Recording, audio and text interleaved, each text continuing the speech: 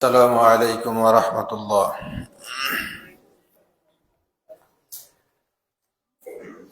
إن الحمد لله نحمده ونستعينه ونستغفره ونعوذ بالله من شرور أنفسنا ومن سيئات أعمالنا.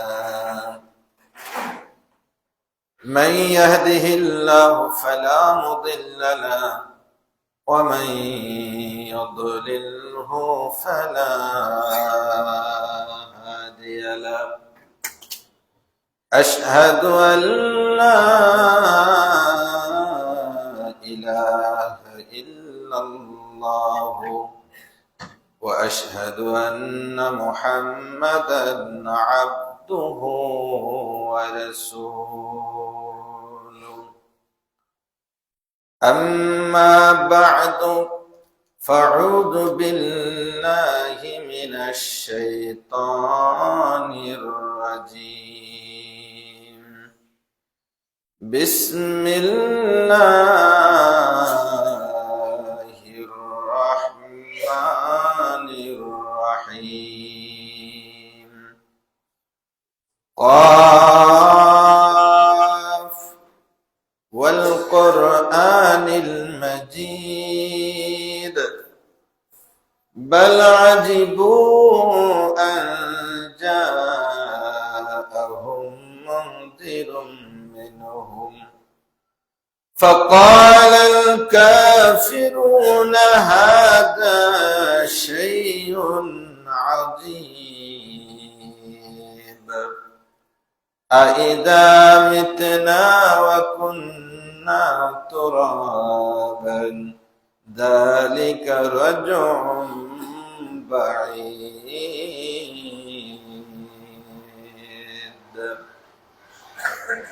بارك الله لنا ولكم في القرآن العظيم ونفعنا وإياكم بالآيات وذكر الحكيم. إنه تعالى جواد كريم مالك بالرؤوف الرحيم.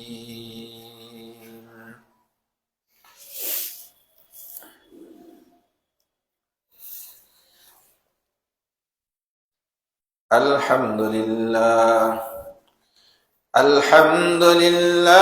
الذي لم يزل عالما قديرا حيا قيوما سميعا بصيرا.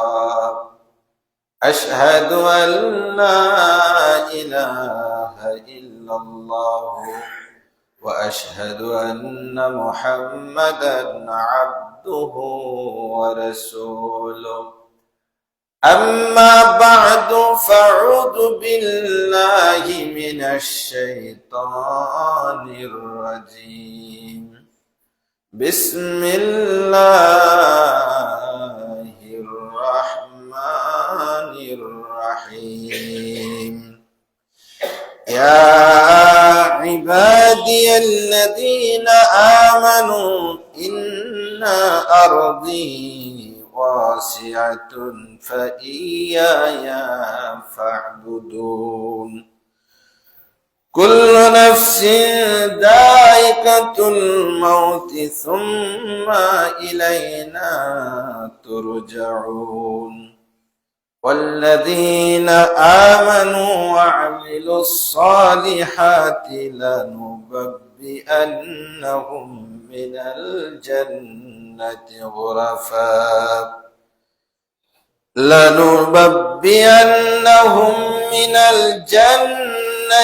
غرفا تجري من تحتها الأنهار خالدين فيها نعم أجر العاملين.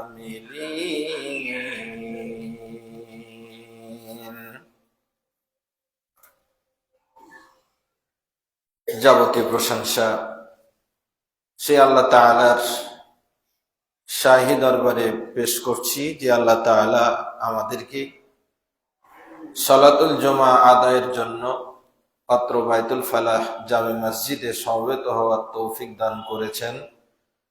সকলেই সেই মহান মাহবুদের শুকরিয়া আদায় করি, সকলেই অন্তরের অন্তঃস্থল থেকে পাঠ করি আলহামদুলিল্লাহ।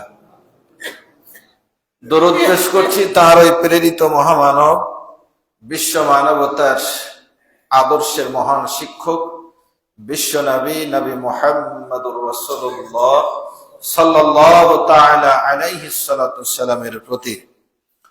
সম্মানিত মুসল্লি কিরাম, কালামে হাকিমের 29 নম্বর সূরা সূরা আনকাবুতের 56 থেকে 58 তিনটি আয়াতে কারিমা তেলাওয়াত করেছি। এই আয়াত ত্রয়কে সামনে রেখে আজকের খুতবা আলোচনা করার চেষ্টা করব ইনশাআল্লাহুল আজিজ। ওমা তাওফিকি ইল্লা বিল্লাহ আলাইহি তাওয়াক্কালতু ওয়া ইলাইহি উনীব। আজকের খুতবার বিষয়বস্তু হচ্ছে জান্নাতে প্রাসাদ নির্মাণের আমল সমূহ। সম্মানিত উপস্থিতি, আমরা বিগত কয়েক মাস আগে ধারাবাহিকভাবে 32টি জুমা আলোচনা করেছিলাম পরকালের আদ্যপ্রান্ত এই শিরোনামে। সেখানে আমরা জান্নাতের বর্ণনা দিয়েছি। আজকে ভিন্ন ধর্মী একটা বর্ণনা উপস্থাপনের চেষ্টা করব। সেটি হলো আল্লাহ তাআলা জান্নাতে আমাদের জন্য কিছু প্রাসাদ নির্মাণ করবেন।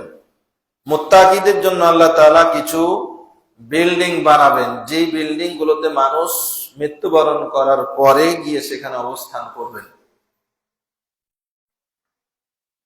দুনিয়ার জীবনে বিল্ডিং বানাতে গিয়ে ইট, রড, সিমেন্ট, বালু ইত্যাদি উপকরণের প্রয়োজন হয়, কিন্তু পরকালের জান্নাতের বাড়ি কি দিয়ে বানানো যাবে এটা আমাদের জানা অতীব জরুরি। দুনিয়ার জীবনে একটু বাড়ি করার জন্য, একটু সুখে থাকার জন্য আমাদের চেষ্টার কোনো কমতি নেই। একটু ভালো থাকবো বলে, একটু ভালো থাকা বলতে কি বুঝায়? বিয়ে করব, সংসার করব, ছেলে মেয়ে হবে, একটু ভালো বাড়িতে ভালো জায়গায় থাকবো, এই তো দুনিয়ার স্বপ্ন। এই বাড়ি করতে গিয়ে কেউ আমরা বাড়ি করতে পারি, কেউ পারি না। স্বপ্ন দেখেই দুনিয়া শেষ হয়ে যায়। অনেকেই হয়তো একতলা করেছেন, দ্বিতীয় তলা স্বপ্ন দেখার জন্য একটু রড বাড়িয়ে রেখেছেন 1 হাত 2 হাত করে, যে সুযোগ হলে দোতলা করব। কেউ পাচ্ছেন, কেউ পারেন না। কেউ হয়তো করে কমপ্লিট করে বাড়িতে ঘুমাতেই পান না, তার আগে মৃত্যু হয়ে যাচ্ছে। কারো বাড়ি ভেঙে পড়ছে, কারো ভেঙে ফেলা হচ্ছে। এই তো দুনিয়ার আমাদের সুখ স্বাচ্ছন্দ্যের পরিণতি। কিন্তু যেই জীবনে আমাদেরকে অনন্তকাল থাকতে হবে, সেখানে কি আমরা কল্পনা করেছি যে আমরা মৃত্যুবরণ করার পরে কোথায় গিয়ে থাকব? দুনিয়ার জীবনে যদি আমরা কোথাও সফরে বের হই, তাহলে চিন্তা করি যে আমি সেখানে যে কদিন থাকবো, কোন আত্মীয়র বাসায়, কোন হোটেল বুক করা দরকার, অগ্রিম আমরা সেটা ব্যবস্থা করার পরে বাড়ি থেকে বের হই। 2-1 দিনের জন্য বের হলেও আমরা সেই কল্পনা করি। কিন্তু পরকালীন জীবনে যে আমরা যাত্রা শুরু করব, এই জীবনে চলে যাওয়ার পরে তো ফিরে আসার কোনো সুযোগ নাই, অনন্তকাল থাকতে হবে। সম্মানিত মুসল্লি কিরাম, সেই অনন্তকালের জন্য আমরা কি বাড়ি নির্মাণ প্রক্রিয়া শুরু করেছি? প্রকৃত সফল ব্যক্তি তো সেই যে ব্যক্তি পরকালীন জীবনের জন্য বিল্ডিং বানানোর কাজ শুরু করেছে।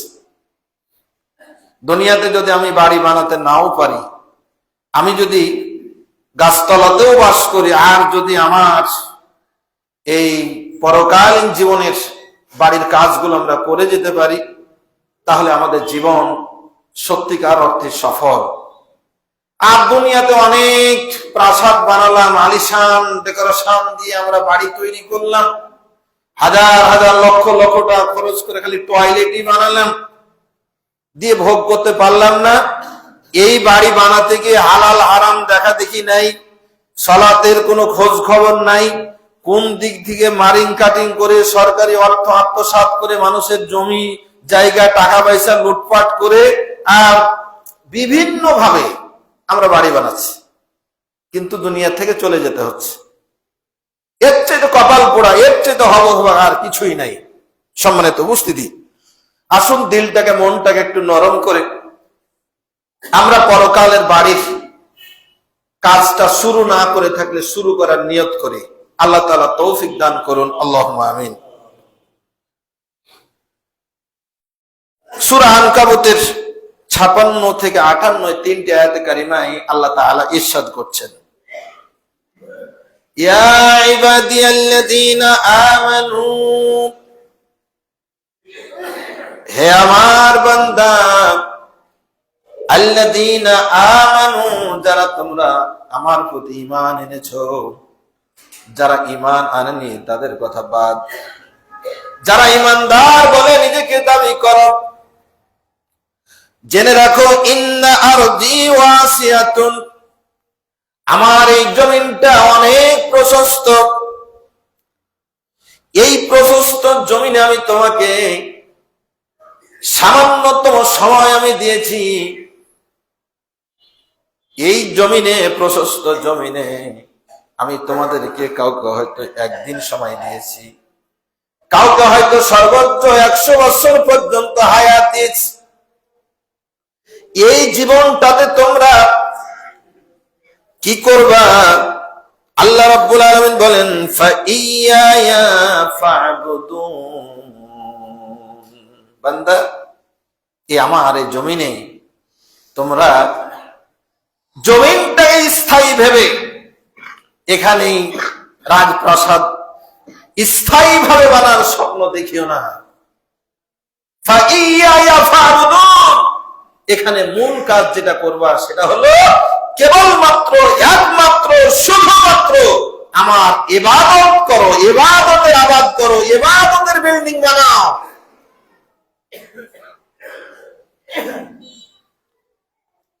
কি কারণে?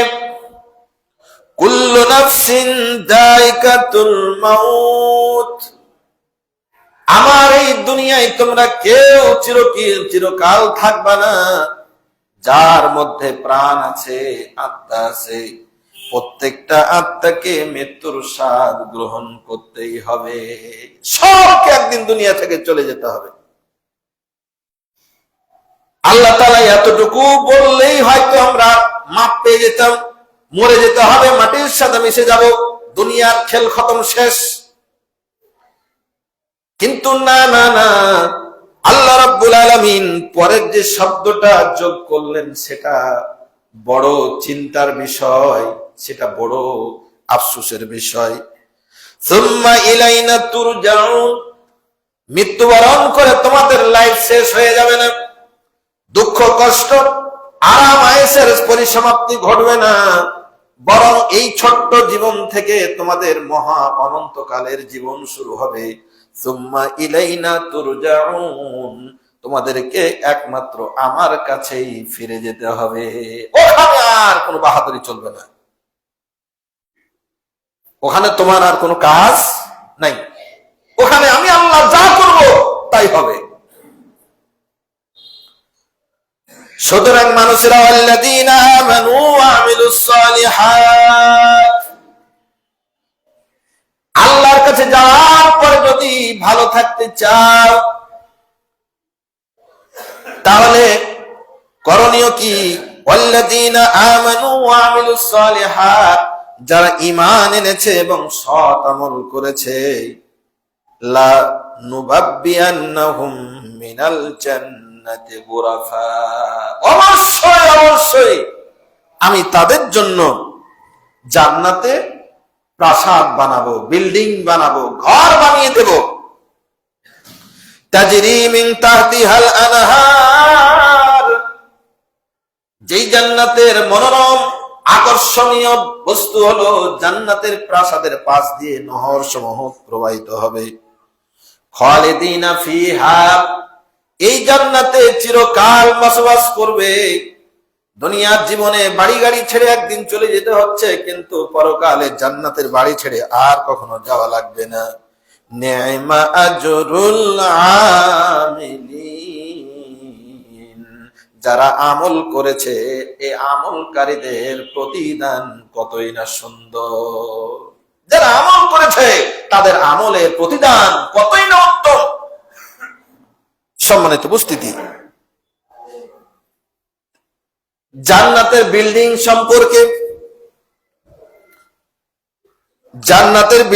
সম্পর্কে জামি তিরমিজি 2526 নম্বর হাদিসে আবু হুরায়রা রাদিয়াল্লাহু তাআলা আনহু তিনি বলেন, কুলনা ইয়া রাসূলুল্লাহ আল জান্নাতু মা বিনাউহা, আমরা আল্লাহ রাসূল সাল্লাল্লাহু আলাইহি সাল্লামকে বললেন, ইয়া রাসূলুল্লাহ, আল্লাহ যে বললেন ঈমানদার এবং সৎকর্ম পরায়ণকারীদের জন্য যে জান্নাত বানাবেন, বিল্ডিং বানাবেন, এই জান্নাতের বিল্ডিংটা কি দিয়ে বানা হবে? ক্বালা রাসূলুল্লাহ সাল্লাল্লাহু আলাইহি সাল্লাম, আল্লাহর নবী মুহাম্মদ সাল্লাল্লাহু আলাইহি সাল্লাম বললেন, রে আমার সাহাবীরা শোনো, লাবিনাতুন মিন জাহাবিন, জান্নাতের যে বিল্ডিংটা বানা হবে একটা ইট হবে স্বর্ণের, ওয়ালাবিনাতুন মিন ফিদ্দা, তার পাশে যে ইটটা গাঁথা হবে সেটা হবে ফিজ্জা, চাঁদি দিয়ে। একটা সোনার ইট, তারপর একটা চাঁদের ইট, আবার সোনার ইট, তারপরে চাঁদের ইট। ওয়ামিলাতুহাল মিসকুল আজফার, আর এই দুই ইটের মধ্যে যেই মশলাটা দেওয়া হবে, বালি আর সিমেন্টের যে মশলা আমরা ব্যবহার করি, এই সোনা আর চাঁদিকে গাঁথার জন্য যেই মশলাটা ইউজ করবেন আল্লাহ তাআলা, সেটা হলো সুগন্ধি যুক্ত মিশকে আম্বার দিয়ে আল্লাহ তাআলা এর সিমেন্ট বানাবেন, মশলা বানাবেন। হাসবাউহাল লুলু ওয়াল ইয়াকুত, এর ছাদটা নির্মাণ করার জন্য, বিল্ডিং এর ছাদটা দেওয়ার জন্য আল্লাহ তাআলা যে খোয়াটা ব্যবহার করবেন সেটা হলো মণিমুক্তার খোয়া। তুরবাতুহাল জাফরান, এর মেঝেতে যে মাটিটা থাকবে এটা হলো সুগন্ধযুক্ত জাফরান। মাইয়াদখুলুহা ইয়ানামু, এই মনোরম প্রাসাদে যারা একবার ঢুকবে সে সৌভাগ্যবান হয়ে যাবে। ওয়ালা ইয়াইয়াসু, কখনো আর দুঃখ চিন্তা তাকে গ্রাস করবে না, শুধু নিয়ামত আর নিয়ামত। ওয়া ইয়াখলুদু ওয়ালা ইয়ামুতু, এই প্রাসাদে চিরকাল বসবাস করবে, কখনো তার মৃত্যু হবে না।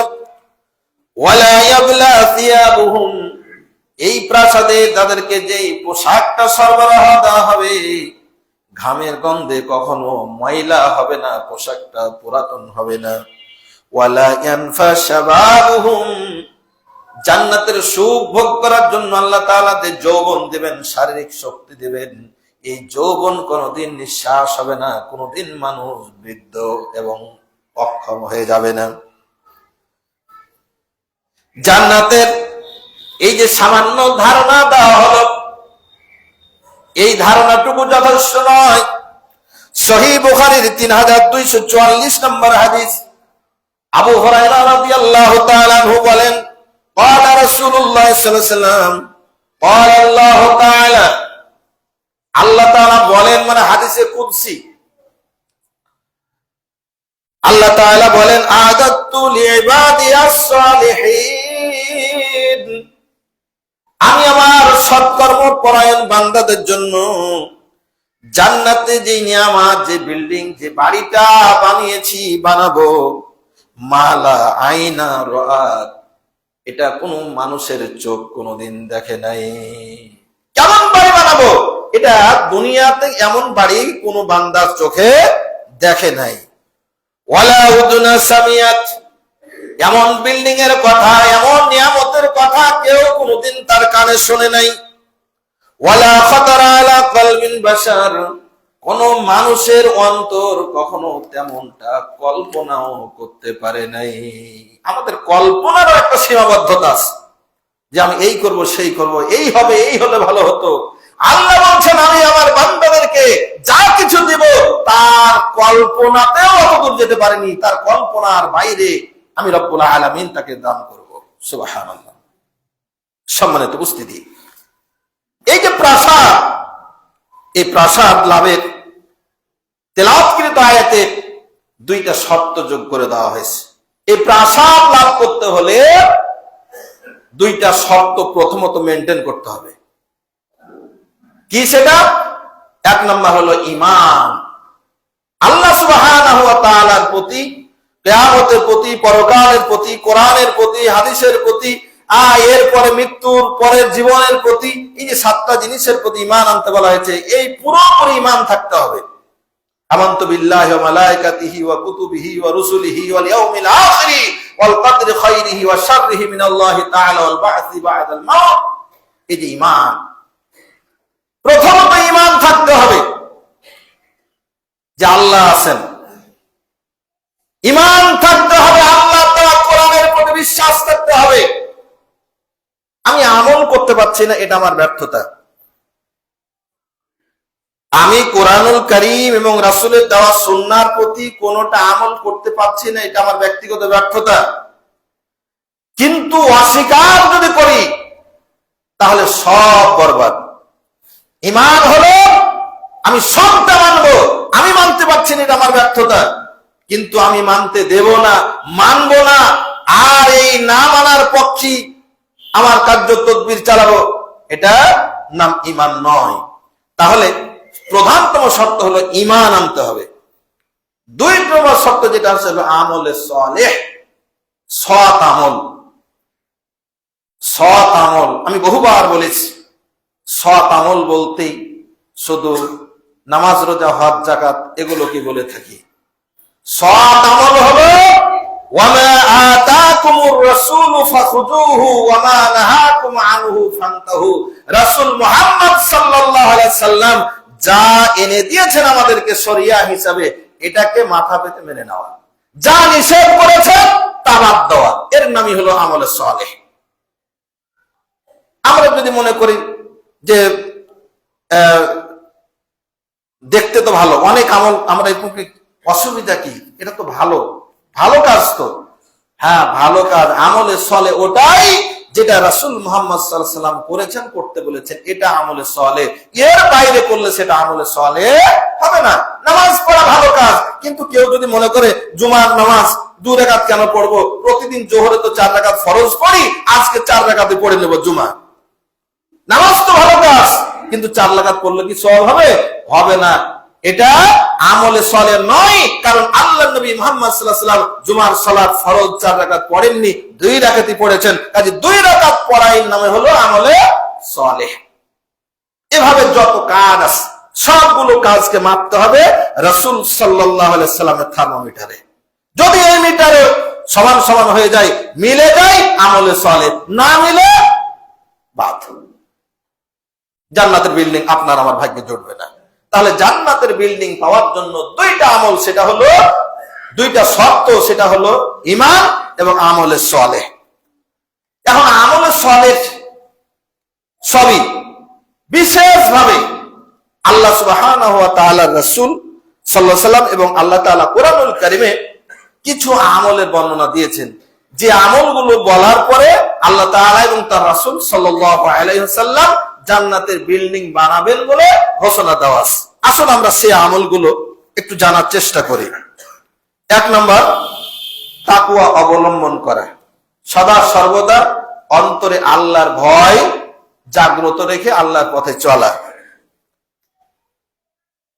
এই যে আমরা নামাজ পড়ছি না, রোজা করছি না, হজ করছি না, রাসূলের সুন্নাহ মানছি না, আল্লাহর জমিনে আল্লাহর দ্বীন বিজয়ী হোক, এটা চাচ্ছি না যারা, আমরা একটিবার কি ভেবে দেখেছি অন্তর কি একটিবার ভয় জাগে না?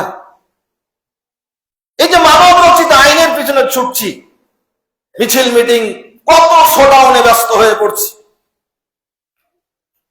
আপনার মোটরসাইকেলে গিয়ার দিয়ে যে আপনি মিছিল করে বেড়ালেন, আপনি যে দৌড়ঝাঁপ করছেন, কত চেষ্টা তদবির করছেন, একটিবার কি ভেবেছেন যে আমি যে যাচ্ছি এখানে যাওয়াটা আল্লাহ রাজি কিনা, আল্লাহকে ভয় করে কি আমি যাচ্ছি কিনা? বাড়িতে ঘুমিয়ে থাকছি, সালাতে আসছি না, হারাম খাচ্ছি, সব কিছু করছি, আল্লাহর ভয় কি জাগ্রত হয় না? এক নম্বর আমল হলো সূরা জুমারের 20 নম্বর আয়াতে আল্লাহ তাআলা বলেন, লাকিনিল্লাযীনা ইত্তাকাউ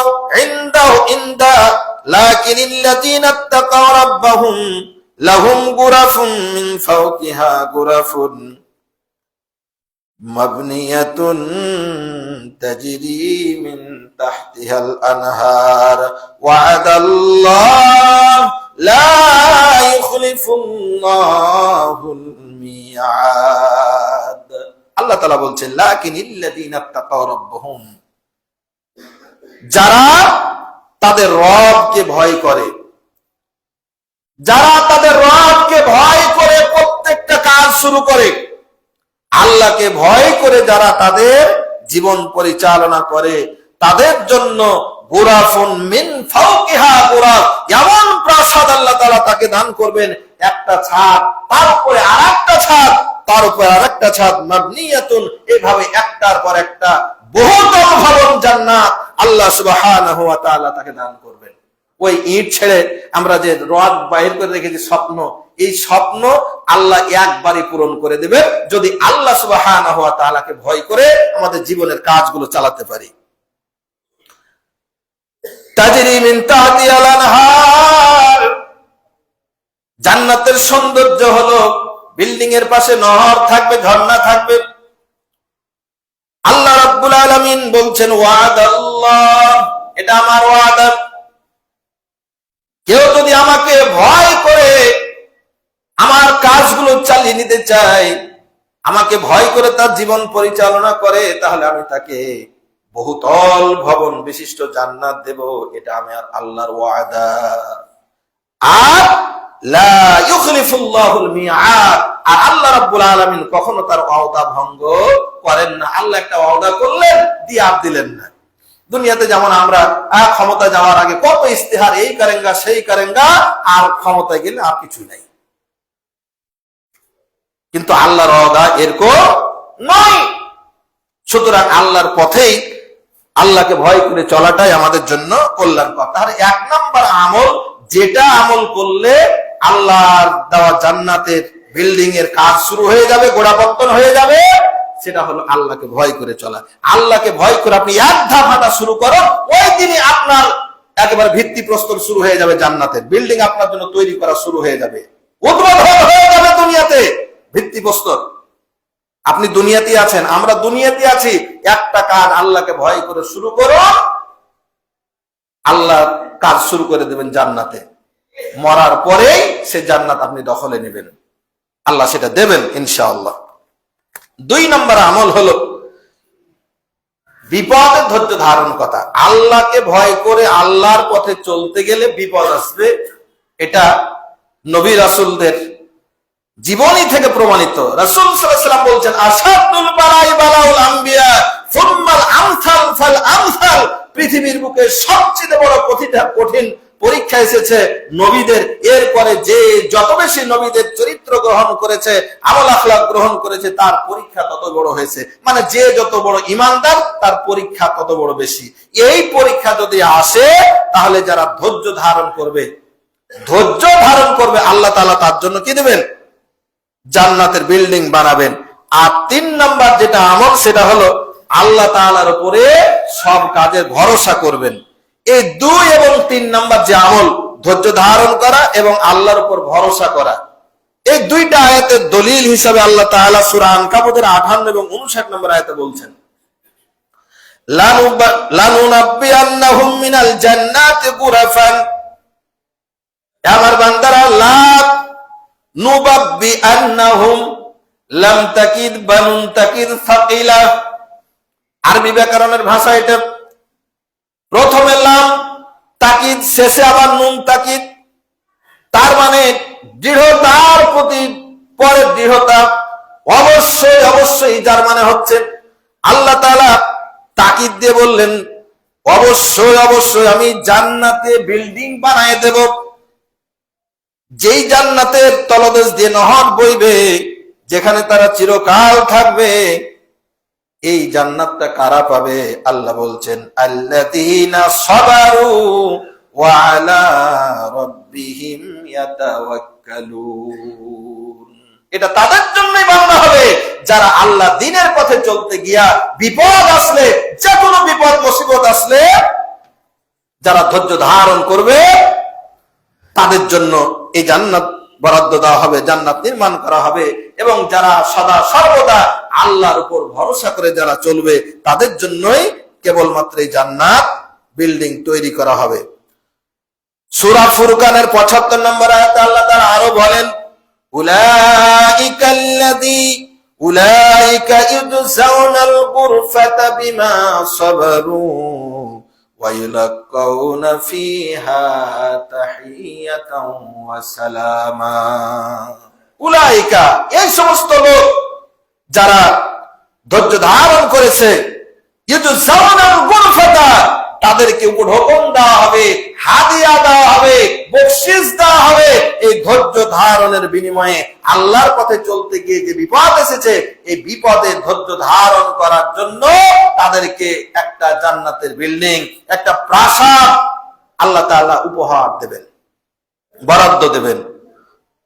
শুধু উপহার দেবেন শুধু নয়, ওয়া ইউলাক্কাউনা ফিহা তাহিয়াতাও ওয়া সালামা, তাদেরকে সেখানে একেবারে ভিআইপি প্রোটোকল দিয়ে তাদেরকে সুস্বাগত জানানো হবে, তাদেরকে একেবারে মানে বরণ করে নেওয়া হবে বিভিন্ন ভাবে।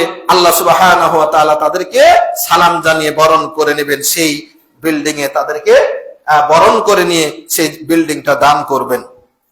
৪ নাম্বার যেটি আমল কথা হাদিসে এসেছে, সেটি হলো মসজিদ নির্মাণ করা। সহিহ বুখারীর ৪৫০ নম্বর হাদিস, ওসমান ইবনে আফফান রাদিয়াল্লাহু তাআলা আনহু হাদিস বর্ণনা করে বলেন, ক্বালা রাসূলুল্লাহ সাল্লাল্লাহু আলাইহি ওয়াসাল্লাম, মান বানা লিল্লাহি মসজিদান বানাল্লাহু লাহু বাইতান ফিল জান্নাহ। দুনিয়াতে যারা মসজিদ বানাবে, তার জন্য আল্লাহ জান্নাতে বিল্ডিং বানায় দেন। অপর হাদিস ইবনে মাজাহ ৭৩৮ নম্বর হাদিস, রাসূল সাল্লাল্লাহু আলাইহি ওয়াসাল্লাম বলছেন, মান বানা মসজিদান লিল্লাহি কামাফহাসি কিতাতিন, কেউ যদি একটা কবুতরের ডিম পাড়ার যে বাসা, এই বাসার সময় কেউ যদি মসজিদের নির্মাণে ভূমিকা রাখে, কবুতরের বাসা কতটুকু জায়গা, এতটুকু জায়গার সমান, নির্মাণের সমান যদি কেউ জায়গা তৈরি করে মসজিদ বানাই, আও আসগার, অথবা এর চাইতে যদি ছোট হয়, তবুও বানাল্লাহু লাহু বাইতান ফিল জান্নাহ, আল্লাহ রাব্বুল আলামিন তার জন্য আল্লাহর জান্নাতে বিল্ডিং বানায় দেবেন। সুবহানাল্লাহ। এজন্য মসজিদ নির্মাণের জন্য আমাদের সব সময় মসজিদের পিছনে খরচ করার জন্য আমাদের চেষ্টা থাকতে হবে। আল্লামা নববী, ইমাম নববী রাহমাতুল্লাহ আলাইহি এই হাদিসের ব্যাখ্যায় বলছেন, দুনিয়ার বুকে সবচেয়ে দামি জায়গা যেমন হচ্ছে মসজিদ, আহাব্বুল বিলাদি ইলাল্লাহি মাসাজিদহা। আমাদের দেশে একটা কথা আছে, একটা ভবন সম্পর্কে বলা হয় মহান সংসদ। সংসদ ভবনকে কি বলে? মহান সংসদ ভবন। এর সুবহান, যেখানে চুরির আইন পাস হয় না, মদের লাইসেন্স দেওয়া হয়, জেনারেল লাইসেন্স দেওয়া হয়, মানুষ খুনের লাইসেন্স দেওয়া হয়, যেই গ্রাম থেকে আল্লাহর আইনের বিরুদ্ধে আইন তৈরি করা হয় টেবিল চাপিয়ে, আর ওই ঘরকে বলা হচ্ছে মহান সংসদ। আর মুখে ঝাঁটা। আল্লাহ তাআলা বলছেন, আল্লাহ রাসূল সাল্লাল্লাহু আলাইহি ওয়াসাল্লাম বলছেন, আহাবুল বিলাদি ইলাল্লাহি মাসাজিদুহা, পৃথিবীর বুকে মহান জায়গা হলো, সবচাইতে আল্লাহর কাছে প্রিয় জায়গা হলো মসজিদ। মহান শব্দটা যদি যোগ করতে হয়, মসজিদের ক্ষেত্রে যোগ করতে হবে। মহান শব্দ যদি যোগ করতে হয়, মসজিদের সাথে যোগ করতে হবে। দুনিয়ার কোন প্রাসাদের সাথে মহান শব্দটা যায় না। তো দুনিয়ার সবচেয়ে ভালো জায়গা যেমন মসজিদ, এই ভালো জায়গাটা যারা বানাবে, আল্লাহ রব্বুল আলামিন পরকালীন জীবনে তার জায়গাটাও ভালো করে বানিয়ে দেবেন। সুবহানাল্লাহ। এজন্য আমাদেরকে মসজিদ নির্মাণে, মসজিদের পিছনে খরচ করার জন্য আমাদের সব সময় তৎপর থাকতে হবে, যদি জান্নাত বাড়ি বানাতে হয়। 5 নম্বর আমল, নিয়মিত সুন্নাতে রাতে বা আদায় করা। নিয়মিত সুন্নাতে রাতে বা আদায় করা। আমরা যে 5 ওয়াক্ত সালাত আদা করি, এই সালাতের আগে পিছে কিছু সুন্নাহ আছে যেগুলো বলা হয় সুন্নাতে মুআক্কাদা। আমরা অনেকেই এই সুন্নতগুলো পড়ি না। এই সুন্নতগুলো আল্লাহ রাসূল মুহাম্মদ সাল্লাল্লাহু আলাইহি সাল্লামের বৈশিষ্ট্য ছিল, তিনি ঘরে আদায় করতেন। ঘরে পড়ুন আর মসজিদে পড়ুন, এটা পড়তে হবে। এটা অস্বীকার করা, ছেড়ে দেওয়া গুনাহের কাজ, আদায় করা বহুত ফজিলতের কাজ। তিরমিজি শরীফের 415 নম্বর হাদিস, উম্মে হাবিবা রাদিয়াল্লাহু তাআলা আনহা হাদিস বর্ণনা করে বলেন, ক্বালা রাসূলুল্লাহ সাল্লাল্লাহু আলাইহি ওয়াসাল্লাম, আল্লাহ রাসূল সাল্লাল্লাহু আলাইহি ওয়াসাল্লাম বলছেন, মান সাল্লা ফি ইয়াউমিন ওয়া লাইলাতিন 12 রাকাআতান বুনিয়া লাহু বাইতুন ফিল জান্নাহ, আরবাআন ক্বাবলা যুহরি ওয়া রাকাআতাইন বা'দাহা ওয়া রাকাআতাইন বা'দাল মাগরিবি ওয়া রাকাআতাইন বা'দাল ইশাই ওয়া রাকাআতাইন ক্বাবলা সালাতিল ফজর। রাসূল সাল্লাল্লাহু আলাইহি ওয়াসাল্লাম বলছেন, যে ব্যক্তি দিনে এবং রাতে 12 রাকাত এই সুন্নাতে মুআক্কাদা বা সুন্নাতে রাতিবা আদায় করলো, বুনিয়া লাহু বাইতুন ফিল জান্নাহ, আল্লাহ তাআলা তার জন্য জান্নাতে বিল্ডিং বানায় দেবেন। সুবহানাল্লাহ। কোন 12 রাকাত? আরবাআন ক্বাবলা যুহরি, যোহরের সালাতের পূর্বে 4 রাকাত, ওয়া রাকাআতাইন বা'দাহা, যোহরের সালাতের পরে 2 রাকাত, ওয়া রাকাআতাইন বা'দাল মাগরিব, মাগরিবের পরে 2 রাকাত, ওয়া রাকাআতাইন বা'দাল ইশা, ইশার পরে 2 রাকাত, ওয়া রাকাআতাইন ক্বাবলা সালাতিল ফজর, এবং ফজরের সালাতের পূর্বে 2 রাকাত সুন্নত। এই 12 রাকাত সুন্নতের গুরুত্ব এতটা বেশি, এতটা বেশি, রাসূল করিম সাল্লাল্লাহু আলাইহি ওয়াসাল্লাম বলেন, এই 12 রাকাত সুন্নাতে মুআক্কাদা, সুন্নাতে রাতিবা যারা নিয়মিতভাবে আদায় করলো, এই নামাজ পড়ার আপনি শুরু করলেন আল্লাহকে রাজি খুশি করার জন্য, আল্লাহ আপনার জন্য জান্নাতে বাড়ি করা শুরু করে দিয়েছেন। সুবহানাল্লাহ। সম্মানিত উপস্থিতি, 19 থেকে 20টা আমল, 20টা হাদিস আমলের বর্ণনা এই খুঁজে খুঁজে নোটে নিয়েছিলাম। তার মধ্যে মাত্র 5টা বললাম, সময় শেষ হয়ে গেল 5টা বলেই। তো সম্মানিত উপস্থিতি, বাকি আমলটি ইনশাআল্লাহ আগামী জুমায় বলবো ইনশাআল্লাহুল আজিজ। সে নাগাদ আল্লাহ সুবহানাহু ওয়া তাআলা আমাদের সকলকেই ভালো রাখুন, সুস্থ রাখুন, হায়াতে তাইয়্যিবা আল্লাহ তাআলা আমাদের দান করুন। সবাই বলি আমিন। তাহলে আজকের এই খুতবায় যে আমলটি আর কথা আমরা বললাম, আমি আবারও উল্লেখ করে দিচ্ছি। সেটি হলো, 1 নম্বর হলো সব কাজ আল্লাহকে ভয় করে শুরু করা। 2 নম্বর হলো যে কোনো বিপদ মুসিবতে ধৈর্য ধারণ করা। 3 নম্বর হলো সব কাজে আল্লাহর উপর ভরসা করা।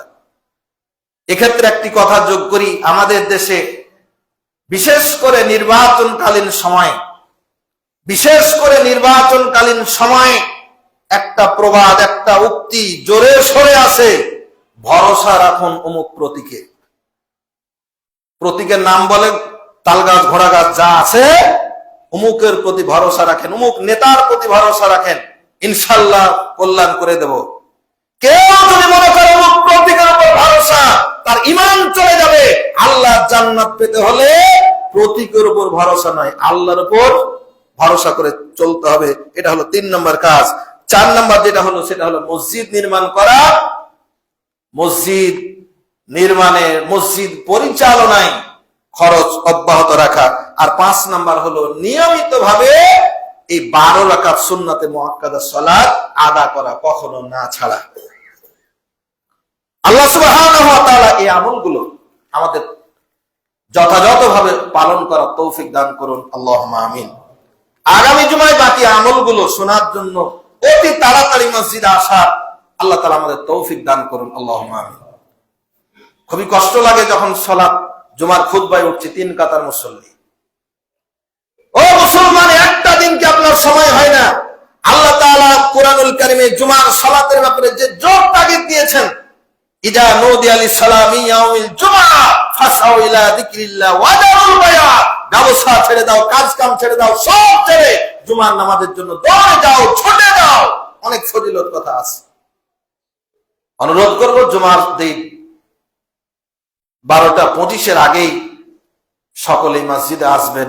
আল্লাহ তাআলা আমাদের এসে শুরু থেকে শেষ পর্যন্ত আমাদের খুতবাগুলো শুনে আমল করার তৌফিক দান করুন, আল্লাহুম্মা আমিন। আল্লাহ সুবহানাহু ওয়া তাআলা এই বাইতুল ফালাহ জামে মসজিদ সূচনা লগ্ন থেকে যারা নির্মাণ করেছেন, টাকা দিয়েছেন, অর্থ দিয়েছেন, সব দিয়েছেন, রাসূল সাল্লাল্লাহু আলাইহি ওয়াসাল্লামের হাদিস মোতাবেক আল্লাহ তোমার কাছে দোয়া করছি, আল্লাহ এই মসজিদ নির্মাণের জন্য তোমার বান্দারা যারা দুনিয়া থেকে চলে গেছেন তাদেরকে জান্নাতের মেহমান বানায় দাও। আল্লাহ আজকেও যারা দান করবেন কোটাই, একজন মুসল্লি আমার বাসায় গিয়ে দান পাঠিয়েছেন 500 টাকা। জামাল উদ্দিন বিদেশ গিয়েছে সৌদি আরবে, 500 টাকা প্রথম বর্জন থেকে দিয়েছেন। আল্লাহ তাআলা তার এই দানকে কবুল করুন, তার প্রবাস জীবনকে ভালো রাখুন, তার জন্য আল্লাহ তাআলা বেহেশতের ঘর নির্মাণ শুরু করুন, আল্লাহুম্মা আমিন। আল্লাহ সুবহানাহু ওয়া তাআলার কাছে ফরিয়াদ করছি, রব্বুল আলামিন তুমি আমাদের প্রাণ প্রিয় মাতৃভূমি বাংলাদেশকে হেফাজত করো। আল্লাহ আমাদের সময়, এই সময় মানুষ হানাহানি বিভিন্ন দলাদলিতে রূপান্তরিত হয়ে যাচ্ছে। আল্লাহ তোমার কাছে ফরিয়াদ, আল্লাহ এই বাংলাদেশের এই ধর্মপ্রাণ মানুষগুলোকে আল্লাহ তুমি এক প্ল্যাটফর্মে তোমার দ্বীনকে তোমার জমিনে বাস্তবায়নের জন্য সকলকে এক কাতারে আসার তৌফিক দান করো, আল্লাহুম্মা আমিন। আল্লাহ বিভিন্ন দল আমরা করি, বিভিন্ন পার্টি করি, রব্বুল আলামিন তোমার কাছে ফরিয়াদ করছি, আল্লাহ এই দেশের মানুষ সবাই ধার্মিক, সবাই তোমাকে ভয় করে, তোমাকে বিশ্বাস করে, কিন্তু আমাদের আমলিয়াতের ঘাটতি রয়েছে, আমরা যথাযথভাবে বুঝছি না। আল্লাহ তুমি আমাদের সকলকেই খোলাফায়ে রাশিদিন যেভাবে রাসূল সাল্লাল্লাহু আলাইহি ওয়াসাল্লামের সুন্নাহকে বাস্তবায়ন করে দেশ পরিচালনা করেছেন, সকল ঘরানার, সকল দলের, সকল মতের মানুষগুলোকে আল্লাহ তুমি এক প্ল্যাটফর্মে এসে বাংলাদেশের জমিনে খেলাফত কায়েম করে দাও। আল্লাহ তুমি আমাদেরকে তোমার দ্বীনের জন্য কবুল করো, বাতিলকে বর্জন করে দেওয়ার তৌফিক দান করো। আল্লাহ মুসলমানদেরকে যারা ঘৃণা করে, মুসলমানদেরকে যারা গালিগালাজ করে, ইসলামকে যারা কটূক্তি করে, তুমি তাদেরকে হেদায়েত দাও। আল্লাহুম্মা আনসুর মান নাসারা দীন মুহাম্মাদিন সাল্লাল্লাহু আলাইহি ওয়াসাল্লাম ওয়া খুযুল মান খাযালা দীন মুহাম্মাদিন সাল্লাল্লাহু আলাইহি ওয়াসাল্লাম। আল্লাহ যারা তোমার দ্বীনকে ঘৃণা করে, তোমার নবীকে ঘৃণা করে, নবীর আদর্শ ঘৃণা করে, আল্লাহ তুমি তাদেরকে লাঞ্ছিত করে দুনিয়া থেকে তাড়িয়ে দাও, আল্লাহুম্মা আমিন। ربنا تقبل منا إنك أنت السميع العليم وتب علينا إنك أنت التواب الرحيم سبحان ربك رب العزة عما يصفون وسلام على المرسلين والحمد لله رب العالمين قوموا للصلاة